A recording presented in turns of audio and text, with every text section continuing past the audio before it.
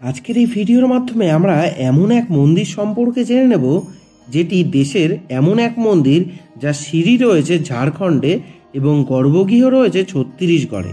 তার আগে একটি অনুরোধ, চ্যানেলে যারা প্রথমবারের মতন এসেছেন তারা অবশ্যই চ্যানেলটি সাবস্ক্রাইব করে পাশে থাকা বেল আইকনটি প্রেস করে দেবেন পরবর্তীকালে এই ধরনের ভিডিও সবার আগে দেখার জন্য।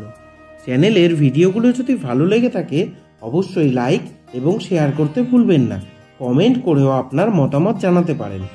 যদিও আপনি দেশে মা শারদার মন্দির খুব কমই দেখতে পারেন, তবে ঝাড়খণ্ডের সিমডেগা জেলায় অবস্থিত এই মন্দিরটি নিজের মধ্যেই বিশেষ।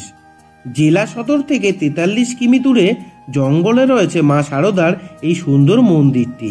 এই মন্দিরটি দুই রাজ্যের সীমান্তে অবস্থিত। এই মন্দিরে সিঁড়ি ঝাড়খণ্ডে এবং গর্ভগৃহ ছত্তিশগড়ের মধ্যেই পড়ে। চলুন জেনে নেই এই মন্দির সম্পর্কে কিছু মজার কথা। প্রকৃতির কোলে অবস্থিত এই মন্দিরের চারপাশে রয়েছে গিয়ামা নদী, যা এই স্থানের সৌন্দর্যকে আরো বাড়িয়ে তুলেছে। এ কারণে এখানে পর্যটক ও ভক্তরা আসেন।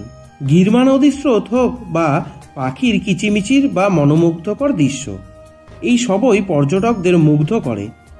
এই মন্দিরের কাছাকাছি গ্রামের শিশুদের বিনামূল্যে শিক্ষাও দেওয়া হয়, যা অন্যান্য মন্দির থেকে আলাদা করে তুলেছে এই মন্দিরটিকে। 1998 সালের এপ্রিল মাসে 15 থেকে 20 গ্রামের লোকেরা একসঙ্গে একটি অনুষ্ঠানের আয়োজন করেছিল, যেখানে সন্ত অসীমানন্দ মহারাজও এসেছিলেন।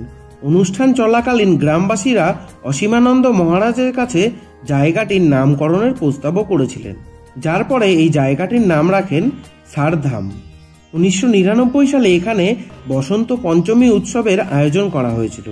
এই উৎসবে জাসপুরের যুবরাজ দিলীপ সিং জুদেও হাজার হাজার গ্রামবাসীদের সঙ্গে কস্তর থেকে সারদা ধামে পর্যন্ত 4 কিলোমিটার দীর্ঘ পদযাত্রা করে এখানে পৌঁছেছিলেন।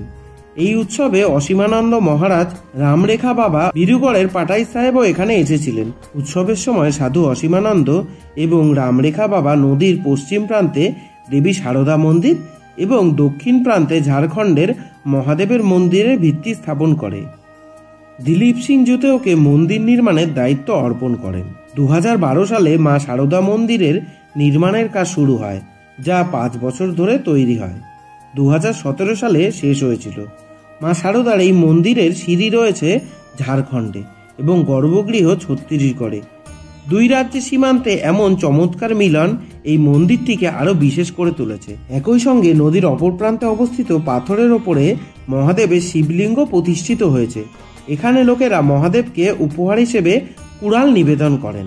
মহাদেবের এই মন্দিরটি কুঠার মহাদেব নামে বিখ্যাত। উভয় মন্দিরের মাঝখানে গিরমা নদী এই স্থানের সৌন্দর্যকে বাড়িয়ে তুলেছে।